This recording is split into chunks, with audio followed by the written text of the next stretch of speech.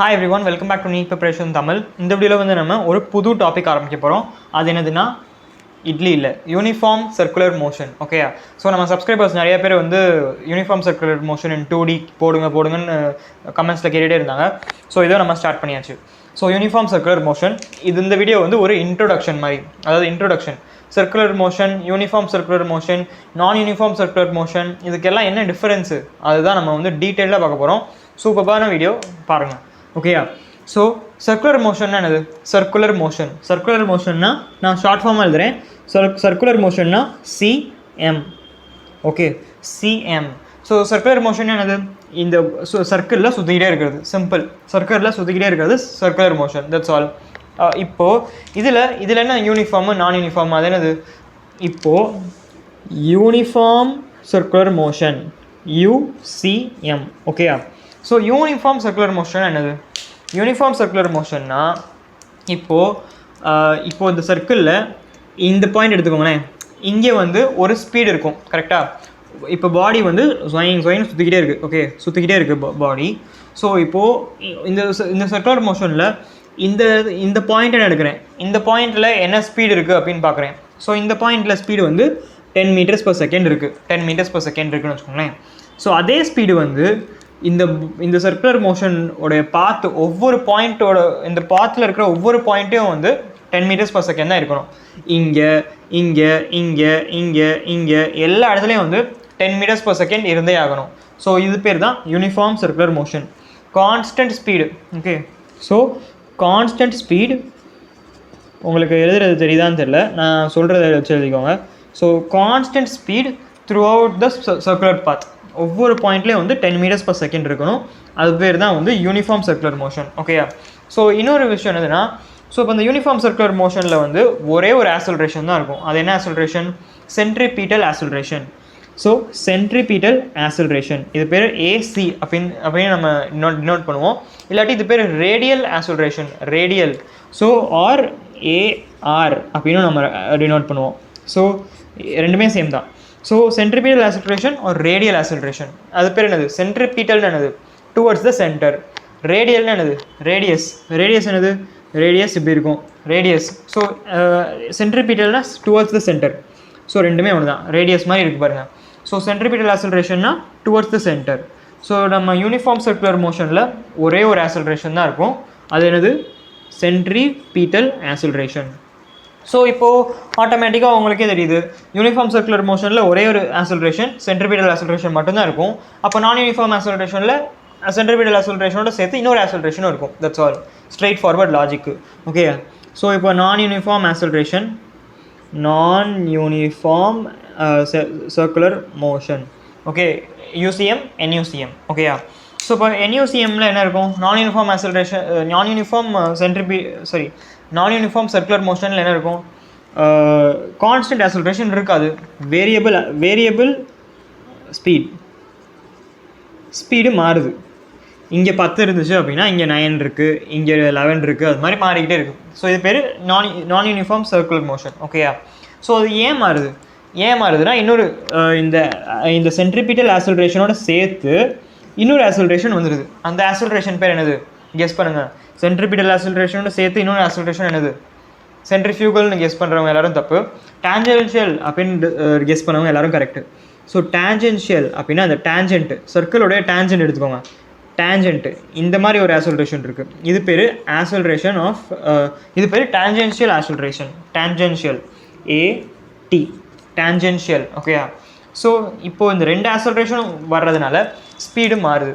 Okay, நல்லா யோசிங்க, நான் உங்களுக்கு இன்னும் கிளியராக சொல்கிறேன். ஸோ இப்போது இன்னொரு சர்க்கிள் போடுறேன். ஓகே, உங்களுக்காக இன்னொரு சர்க்கிள். ஸோ இது சர்க்கிளோட சென்டர். ஓகேயா? ஸோ யூனிஃபார்ம் சர்க்குலர் மோஷன்னா என்ன அர்த்தம்? ஒவ்வொரு பாயிண்ட் ஆஃப் த சர்க்கிள்லேயும் வந்து ஒரே ஸ்பீடு இருக்கணும். ஒரே ஸ்பீடு எல்லா பாயிண்ட்லேயும் இருக்கணும். ஓகேயா? ஸோ அது பேர் தான் யூனிஃபார்ம் சர்க்குலர் மோஷன். ஸோ இந்த ஒரே ஸ்பீடு இருக்கணும் அப்படின்னா என்ன ஆகும்? ஒரே ஒரு ஆக்சலரேஷன் தான் இருக்கணும். ஸோ அது பேர் ஆக்சலரேஷன் சென்ட்ரிபீட்டல் ஆக்சலரேஷன். ஓகேயா? ஸோ இந்த ஒரே ஒரு ஆக்சலரேஷன் மட்டும் இருந்துச்சுன்னா ஸ்பீடு கான்ஸ்டண்ட்டாக இருக்கும். ஓகே, நிறைய பேர் யோசிப்பீங்க, நம்ம வந்து 1 dimensional மோஷனில் என்ன படித்தோம்? ஆக்சலரேஷன் இருந்துச்சு அப்படின்னா வெலாசிட்டி மாறும் அப்படின்னு படித்தோம். ஆனால் இங்கே எல்லா இடத்துலையும் சேமாக இருக்குன்னு சொல்கிறேன்னு யோசிக்காதீங்க. நான் சேமாக இருக்குன்னு சொல்கிறது வெலாசிட்டி இல்லை, ஸ்பீடு வந்து சேமாக இருக்குது. அதாவது இப்போ 10 மீட்டர்/செகண்ட் தான் இருக்குது எல்லா இடத்துலையும், 10 மீட்டர்/செகண்ட் தான் எல்லா இடத்துலையும் இருக்குது. ஆனால் டைரக்ஷன் மாறிக்கிட்டே இருக்குது. ஸோ வெலாசிட்டி மாறுது. அதாவது பாருங்கள், இங்கே போகிறோன்னா ஒரு டேர்ன் எடுக்குது. ஸோ டைரக்ஷன் மாறிக்கிட்டே இருக்குது. ஒவ்வொரு பாயிண்ட் ஆஃப் த பாத்துலேயும் வந்து டைரக்ஷன் மாறிக்கிட்டே இருக்குது. ஸோ வெலாசிட்டி வந்து மாறிக்கிட்டே இருக்குது. ஸோ அந்த வெலாசிட்டியை மாற்றுறதுக்கான காரணம் யார்? Centripetal acceleration. So centripetal acceleration என்ன பண்ணுறான்னா, நான் வந்து டைரக்ஷன் மட்டும்தான் மாற்றுவேன், ஸ்பீடை வந்து அப்படியே வச்சுருப்பேன். ஸோ ஸ்பீடு நீ கவலைப்படாத, நான் வந்து டைரக்ஷன் மட்டும்தான் மாற்றுவேன் அப்படின்னு சென்ட்ரிபிட்டல் ஆக்சலரேஷன் சொல்லுது. ஸோ சென்ட்ரிபிட்டல் ஆக்சலரேஷன் மட்டும் இருக்கிற வரைக்கும் ஸ்பீடு கான்ஸ்டண்ட்டாக இருக்கும், டைரக்ஷன் மட்டும் மாறிக்கிட்டே இருக்கும், ஸ்பீடு கான்ஸ்டண்ட்டாக இருக்கும். ஸோ அது பேர் யூனிஃபார்ம் சர்க்குலர் மோஷன். இப்போது புதுசாக ஒருத்தன் வரான், புதுசாக சீனுக்கு இன்னொருத்தன் வரான், அவன் பேர் டேஞ்சென்ஷியல் ஆக்சலரேஷன். அது அவன் வந்து எப்படி ஆக்ட் ஆவான்? சென்ட்ரிபிட்டல் ஆக்சலரேஷனுக்கு அப்படியே பர்பெண்டிகுலராக ஆக்ட் ஆகிறான். அவன் பேர் டேஞ்சென்ஷியல் ஆக்சலரேஷன். ஸோ அப்படியே பர்பெண்டிகுலர் ஆக்ட் ஆகிறான் பாருங்கள், 90 டிகிரி அப்படியே பர்பெண்டிகுலர் ஆக்ட் ஆகிறான். ஸோ அப்படியே இந்த சென்ட்ரிபிட்டல் ஆக்சலரேஷன் என்ன பண்ணுறான்னா அப்படியே ஆப்போசிட்டாக பண்ணுறான். ஓகேயா? ஸோ என்ன பண்ணுறான், இவன் வந்து நான் டைரக்ஷன்லாம் மாற்ற மாட்டேன், ஸ்பீடை மாற்றிடுவேன் அப்படின்றான். ஸோ இந்த டேஞ்சென்ஷியல் ஆக்சலரேஷன் வந்து ஸ்பீடை மாற்றி விட்டுருவான். ஸோ இங்கே 10 இருக்கிற ஸ்பீடை வந்து இந்த டேஞ்சென்ஷியல் ஆக்சலரேஷன் ஆக்ட் ஆச்சுன்னா, இந்த மாதிரி ஆக்ட் ஆச்சு அப்படின்னா இது வந்து 10 இருக்காது, ஒரு 15 ஆயிரும், 11 ஆயிரும், 9 ஆயிரும், மாறும், 10 இருக்காது. ஸோ ஸ்பீடை மாற்றிடும். ஸோ இவன் தான் வந்து டேஞ்சென்ஷியல் ஆக்சலரேஷன். ஸோ இவன் இருந்தான் அப்படின்னா உங்கள் மோஷன் வந்து நான் யூனிஃபார்ம் ஆயிரும். ஸோ நான் யூனிஃபார்ம் சர்க்குலர் மோஷன்.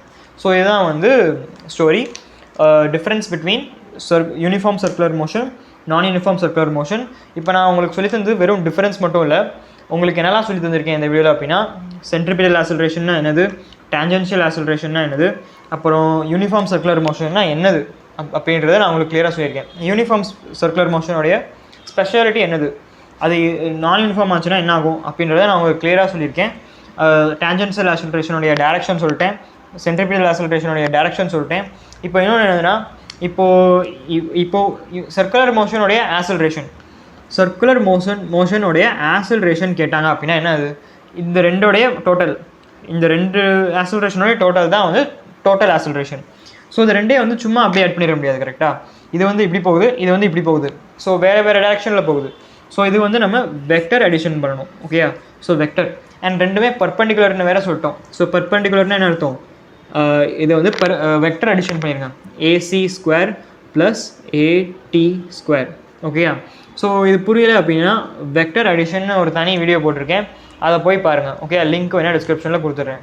ஸோ இந்த வீடியோ வந்து உங்களுக்கு புரிஞ்சிருக்கும்னு நினைக்கிறேன். இந்த வீடியோ பிடிச்சிருந்தா அந்த வீடியோக்கு கண்டிப்பாக ஒரு லைக் போடுங்க. அண்ட் நம்ம அடுத்த வீடியோவில் வந்து நம்ம என்ன பார்க்க போகிறோம் அப்படின்னா, ஆங்குலர் டிஸ்பிளேஸ்மெண்ட், ஆங்குலர் வெலாசிட்டி, அந்த ஒமேகா, ஆல்ஃபா, தீட்டா அதெல்லாம் கன்ஃபியூஸ் ஆகுது அப்படின்னா அடுத்த வீடியோவில் வந்து உங்களுக்கு கிளியர் ஆயிரும். அதுலேருந்து நிறைய PYQs வந்துருக்கு. ஸோ இந்த வீடியோ உங்களுக்கு பிடிச்சிருந்தது அப்படின்னா கண்டிப்பாக இந்த வீடியோக்கு லைக் பண்ணுங்கள் அண்ட் உங்கள் ஃப்ரெண்ட்ஸ் எல்லாருக்கும் ஷேர் பண்ணுங்கள். அண்ட் இந்த கமெண்ட்ஸில் வந்து உங்களுக்கு ஏதாவது டவுட் இருந்தால் கேளுங்க. அண்ட் உங்களுக்கு புரிஞ்சுது அப்படின்னா அந்த கமெண்ட்ஸில் வந்து கண்டிப்பாக சொல்லுங்கள். ஓகேயா? தேங்க்யூ ஃபார் வாட்சிங். பை.